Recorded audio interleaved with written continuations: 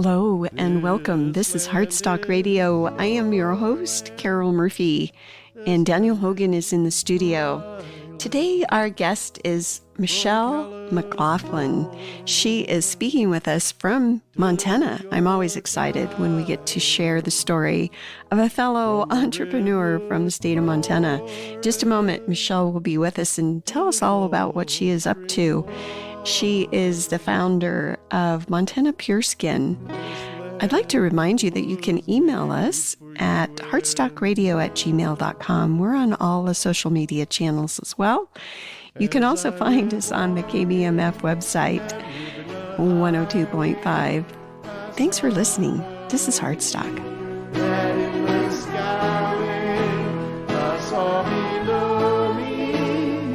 Golden Valley. It's sweet with me, you and me. This is Heartstock Radio. I'm your host, Carol Murphy. Today, our guest is Michelle McLaughlin, and she is the founder of Montana Pure Skin. Hi, Michelle. Hi. Thanks for having me. I'm so excited and nervous to be here and honored. Honored. Thank you so much for sharing your story with our listeners. What is Montana Pure Skin? Can you give us a little intro here? Well, it's my little soap company. I'm your local neighborhood soap pusher. You know, I started off making soap in my aunt's garage, and I'm trying to develop it into a brand, and it's my passion. So you're located in the Kalispell area of Montana? I'm actually west of Kalispell in a little town called Marion. So if you blink, you miss it. We have 2 bars, a gas station, a school, a firehouse, and a post office. And that's it. You get 10 of us together, you get a full set of teeth. Well, I'm a dentist, so I love that. I love that. Oh, that's right. You are. Yes. What was the origins and the start of your company? What made you decide to go down this path? Oh my gosh. When we finished our house, because we bought property in 2012 rather, and we built our own house, and it took us, a good 10 years, to do it. And the summer that we were putting the finishing touches on the deck, I started getting depressed because that was my purpose. And I know I didn't have any purpose after that. And I found myself getting depressed and floundering and putting weight on because I didn't have anything else to do. And I started playing a game. And on this game, you play with other people and you talk to people, via messaging. And one of the persons that I was playing with was a soap maker in Florida. And she quickly became my mentor. Her name was Joyce Matthews, and she sent me soap. And after that, I was done. Stick a fork in me. I obsessed about soap. I watched the videos. I'd be up till 2:00 in the morning watching soap videos. It was, it's intense. It just made me feel like that was supposed to be what I was supposed to be doing, and that's kind of how I started making soap. And it's because I floundered and had no purpose. I'm really curious. Are you from Montana, or if not, what brought you here? Well, I'm actually from Las Vegas, and it's kind of a God thing, When I met my husband, I just had a bad breakup like a few months prior, and which I had a panic attack, which put me in the hospital, and they put me on Xanax, and I was just sad. And then one day I just cried out to God and said, okay, I'm ready to meet the man I'm supposed to marry. I've learned my life lesson, basically Jesus, take the wheel. Within 6 months, I met my husband. Then we got married. We decided to leave Las Vegas. We quit our jobs. We let everything go, and we just hit the road. And we traveled for 5 months, and we drove through Montana. And I'm like, this is it. This is where I want to stay. I don't want to travel anymore. I want to stay here. And that's how we came to Montana. We drove through and stayed. And what year was that? That was 2011. And we had to leave for 6 months. And then that's when we bought our property right after Christmas. So the, early year of 2012. And we were on the property that summer with our infrastructure. And I spent my first winter in our fifth wheel by myself because he had to go someplace for 3 months. Well, what was that like? And I have to kind of share with our listeners that many people would have tucked their tails and ran at that point. Heck no. Montana winters are not easy. You know what I struggled with? The dark. The dark, yeah. It's the dark. I came for from me too. Vegas. Yeah. Yep. I came from Vegas. It's always light. And at one point, like I turned the light off and I opened the door and went to step outside, and it was so dark outside that it took my breath away. And I had to close the door real fast and turn the light on outside because it freaked me out. And this was probably like at 7:45 in the morning. No, I think it was like 4 o'clock in the afternoon because, it gets so dark. Yeah. Or the evening, rather. Yes, indeed. So do you feel like there was anything that prepared you for this entrepreneurial journey in your past? No, not actually. I dropped out of high school. I dropped out of high school at 17 and then didn't get my GED until I was 26. And then I worked for the county in Las Vegas for like 15 years, and I was constantly looking to advance. And, I topped out early. I worked for the Parks Department towards the end of my county career as a senior park maintenance worker, and I ran an inmate crew. So I'd go down to the county jail, pick up guys, and we'd go work at the parks. And I loved it. And so like living in Montana is like being in a big park. Oh, I love it. Yes. But I had grass before I had a house. So once you decided that it was soap for you and your company, I know for me, that was kind of the hardest thing, is just deciding what it was that my business was going to be about. Once you decided that, how did you prepare and begin your journey? I didn't decide right away to make a company or start a company. Like I didn't wake up one morning and says, I'm going to start a business. Gee, what's going to be? No, I took one soap class, and in the middle of that class, I made a decision that I'm going to do this. And I think that's where anything starts off, is you have to make the decision. Don't be wishy-washy. Don't say someday, because you know what? Someday does not happen. You make a decision. And once you make that decision, doors will open. If doors don't open, windows will open, and you jump through those windows. But it all started with a decision. And that was, okay, what was the question again? Yeah. How did you prepare for your journey, and what steps did you take? I mean, that's it. I made the decision, and then just things started to fall into place once I made that decision. So just watching a bunch of videos, and we were in Maryland at the time, and Maryland, we were in between Washington, D.C. and Baltimore City. And there's so many things to do. I took pottery, was good at it, but wasn't my passion. I took, I tried to do stuff because I was just trying to find myself. But then when I took that soap class, that was it. And then just doors opened. People were put in my path along my journey. Like my friend Joyce, for instance. If it hadn't been for her, oh my gosh, she's my mentor. I love this woman with all my heart, and she's a big reason why I'm where I'm at today is because of her encouragement. And she even told me a couple weeks ago that she's surprised I'm still doing it. She thought it would just be a phase. Well, I'm a little bit curious about what happened in that soap making class that sparked your soul, so to speak. What was it that made you realize this is it? This is for me? Saponification. Saponification, baby. That's where oil and lye water turns into soap batter and goes through saponification. I felt like a mad scientist and just, mixing and measuring and then the art of it, because it's an art form. And that's why I like doing small batches, because it kind of keeps it artsy. And so I was like totally in my right brain. I was tapping into my creative side. It was fun.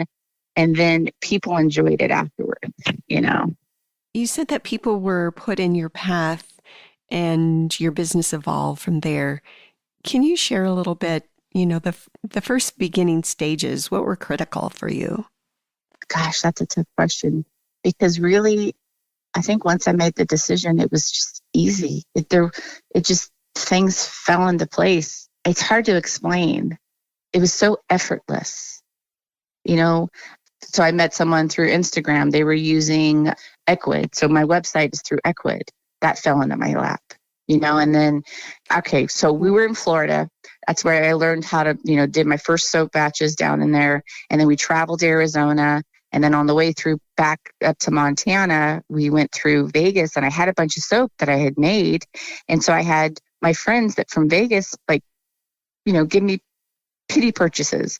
They like, oh, isn't that sweet? She's making soap. Let's help her out and buy some soap. Pat the top of your head. I had a few of those early on, especially from software engineers who happened to be men. Yeah. So they gave you the, good job. I love you, so I'll support you. Well, then those pity purchases turned into reorders, and then they told friends, and then their friends started ordering. And I had my one girlfriend, Sheila, she's like, I got to keep you in business because I can't go back to Libra 2000. Your soap is amazing, And so I started getting validated. And as I got validated, then I would push forward and say, okay, I'm going to do this. And I got into shampoo bars because somebody's like, well, do you use shampoo bars? I'm like, okay, let's look for that. And so, I went online and I found a Swift Crafty Monkey, and she's got ebooks and classes. So I formulated my own shampoo bars, and that's with my soap too. I formulated it. It's not a recipe off the internet. I listen to people. People say, well, it's not bubbly enough. So I did things to make it more bubbly. It's drying my skin out. Okay, so I did things that make it more moisturizing, or it's not lasting long enough. So I did things that make it harder.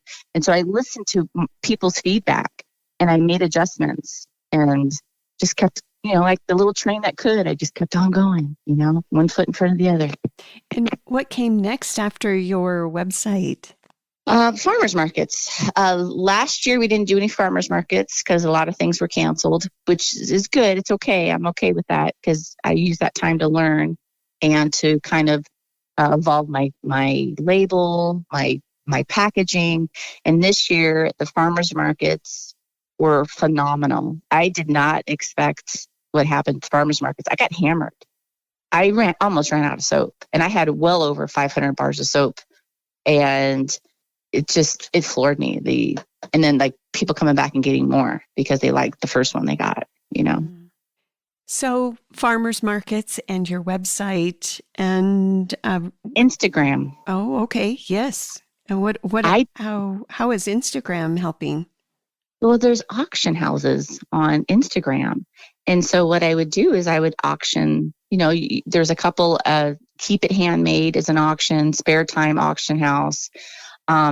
Basically you submit 3 pictures and you put your information there, and people will bid on your soaps. But it was a perfect way to get my soaps in people's hands. And I've gotten repeat customers from that. I've gotten referrals from that. And so that's been a blast. And I made friends. It's like I make a joke. Oh, you're only my customer once. After that, you're my friend. Well, it's not a joke anymore. It's true. I've had people from Atlanta come out and go hiking with me, and we had coffee. Another person down from Hamilton came up here for work, and we met for coffee. And, it's just like developing those relationships. I think that's what I get out of this most is the interaction with people and being a blessing. That's kind of like my mission. It turned into that, is being a blessing to people in one form or another. If it's just being funny and quirky and making somebody laugh and making them realize that life isn't so serious, that none of us get out of it alive, enjoy what time we have left, This is our midway point. We're going to take a little break. And when we come back, we're going to talk to Michelle more about her soap and how she makes it and why. This is Heartstock. I'm your host, Carol Murphy. Thanks for listening.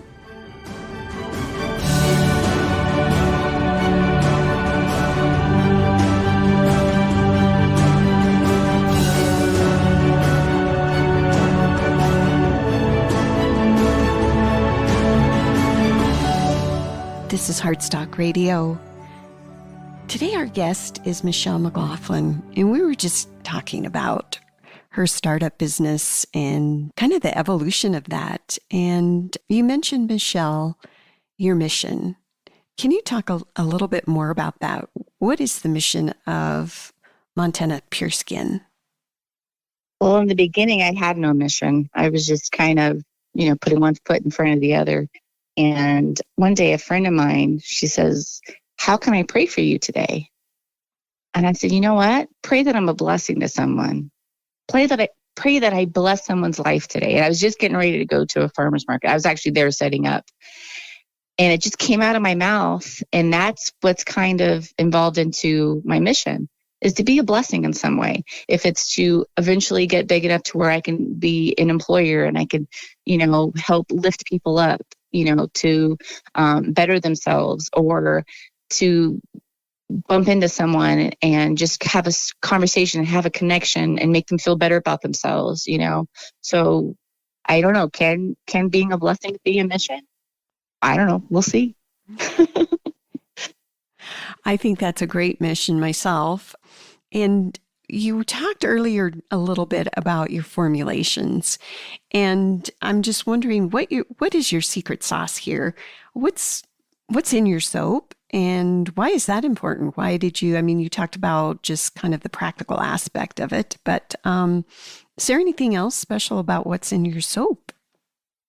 Well, this may sound silly, but love and gratitude. I don't make soap unless I'm in a good mood, or I'm in a grateful mood, or I'm in a good headspace, because our thoughts and our words have power and have energy. If you think about it, we were spoken into existence. Well, if that right there tells you how powerful our words are. So part of my secret sauce is that I don't soap if I'm in a bad mood. So love goes into it, and gratitude goes into it. But as far as like physical materials, I use a lot of coconut oil, and I use organic when I can. My coconut oil is it's always organic. My tallow, I use beef tallow. It's grass fed. I use unrefined shea butter, because something happens to shea butter, or even in any of the oils, when you try to refine it, stuff gets taken out of it. So, and then I use apricot seed oil when I mix my colorants, and apricot seed oil is very good for our skin. Olive oil, basic soap materials, but the percentages change. So when I went through my formulations, you have to have a good balance of hard oils and soft oils. If you put too many soft oils, it doesn't get hard. If you put too many hard oils in it, it lasts a long time, which is good, but it might be more drying because you don't have enough of the soft oils in it. And palm oil, I use palm oil, and I try to get responsibly sourced oils, because I know palm oil is a hot ticket item. A lot of people, they have feelings about palm oil, and I purposely found oil that was responsibly sourced, because I don't want to be part of the problem. I want to be part of the solution. And palm oil is so amazing, and I knew I wanted to use it. It has vitamin E, it has vitamin A, it's anti-aging. It does like a refatting. I don't know if that makes any sense, but after you use it, the oil has properties in it that actually benefit your skin. It hydrates your skin. And I knew I wanted to use it. It's amazing. But I didn't want to be part of a problem. And that's, wrecking our rainforests and, killing animals. So I made sure to find responsibly sourced materials. Yeah. Since there's large swaths of the rainforest being eliminated, removed, burnt, clear cut, to put in lots and lots of palm oil. There's a whole conversation around that particular issue. And like you said, it is kind of a hot topic, once we know more about how some of the bad things that current ways of growing palm oil, that we can do better. And I really appreciate that. And how are you funded? This is kind of a big issue for a lot of entrepreneurs, is just being able to find the money to start their business. Well, I mean, thankfully, I had some savings. You know, I retired early, so I have income coming in from that. But my friends and family, with their pity purchases, started funding me. You know, but I haven't had to lean on anyone too hard. Just yeah. So I'm self-funded. I'm self-funded, but I take donations. Every little bit helps, especially in the beginning, right? Absolutely. But, you know, this year I was able to get one of those she sheds, you know, Yes. and put that on our property. And I was able to do that, you know, fairly reasonable. Plus I'm pretty handy. I built a house, for crying out loud. So we bought a shell and, you know, did all the insulation. We did the electrical. I have a friend that's a plumber. You know, like when we built our house, I had my hands in all of it. The dirt guy. I got in the ditch and laid my own pipe and pulled my own wire, and I'm pretty handy that way. A true entrepreneurial spirit. Yeah, and I didn't even know I had it. Like I said, I was a high school dropout. Yes. Maybe that's why I'm doing so good, you know, because in school they teach you how to be an employee. They teach you how to make somebody else's dream come true. They don't teach you how to make your own dream come true. Oh, that's a good take on that. I like that. So how has COVID impacted your business? For some, it's been devastating. For others, it's been a boom. It hasn't. It hasn't affected me one way or another. In fact, I'm cleaning up, but little soap joke there. It was definitely funnier in my head. I had in my notes, insert joke here. Okay, erase it. No, it hasn't affected me at all. I work from my property. I don't have a lot of contact with people. Yeah, like I said, it hasn't affected me one way at all. Maybe it's helped in some ways. I know that a lot of folks that I've spoken to that are selling online in particular, since more of us are shopping online, have you seen an increase in online sales? Well, I started in May, right in the middle of it, so I don't have any reference. Some people are like, what? It's a pandemic. What are you doing starting a business? Well, you know, during the Depressions, Millionaire was made. Yeah. You know, millionaires are made during the Depression. It's a mindset. And I've chosen not to have a lack mentality, because it's like, I had a friend of mine say, oh, there's so many soap makers out there. The market is saturated. I don't believe in competition. That's bunk. Competition is a myth. There's a million gazillion people out there, and there's enough to go around. And so I don't worry about who's making soap or who's doing better than me, because I have my people. They just haven't found me yet. You know what I mean? Mm-hmm. Yes. As I like to say, the cream always rises to the top. Yep. In fact, if there's a struggling, soap maker out there that wants to do better, I'll mentor them. Because the more people that gets handcrafted soap in their hands that realizes it's better than the alternative detergent junk that the stores sell, that'll make us all, do better. Because people are going to want it. They're going to want it because it's a better, way of cleaning their hands and showering, and their skin is better for it, Part of the reason why I got into this was my aunt has really bad psoriasis. And so I was trying to develop something that would help her with her skin issues. And then her grandson and daughter have really bad acne. So again, I'm trying to develop something that will help with clear up their acne. And it's been improving. So I guess something's working. That's a good sign. So tell us, what are your hopes and dreams for the future? What lays ahead for you? We don't know what's, going to happen. I can only look right in the front of my face and see what's happening right now. But I can imagine eventually building, a big facility and being able to employ people and bring jobs to our community. And again, be a blessing. I wouldn't mind seeing that happen, but I don't want to get so big to where I lose that personal touch. I've made so many friends just by talking to them about their skin issues, or, what they like about the soap, or, the shampoo bars or the body butters or scrubs, or, I don't want to lose that. I don't want to lose that personal touch. Mm-hmm. Can you share with us just a little bit about the different types of products? Because I know it's more than just bars of soap. Well, soap is my passion. Soap is definitely my passion. But then I would get someone say, hey, do you have laundry soap? Laundry soap? Do a little research.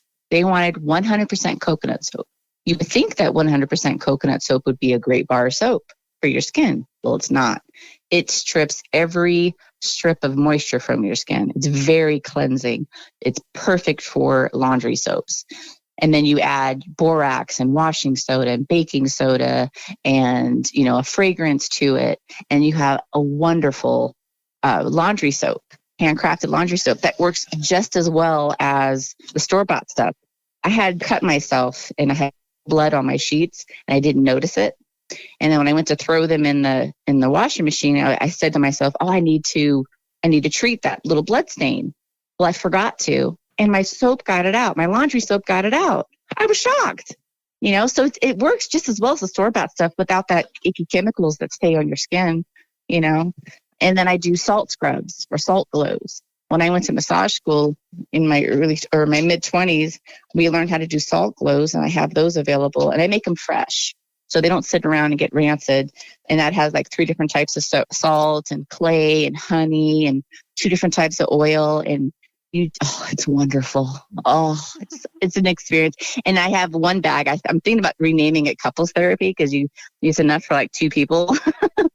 And it's good to always exfoliate with a friend. And then I have body butters, and my body butters have been a huge hit this year because I started doing the Costco thing. Here, would you like to try?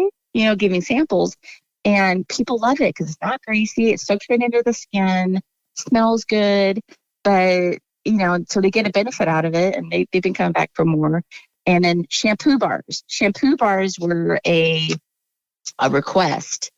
And so it took me about 6-8 months to develop a shampoo bar recipe that I liked. And I would send out samples and have people try them. And it's pH balanced.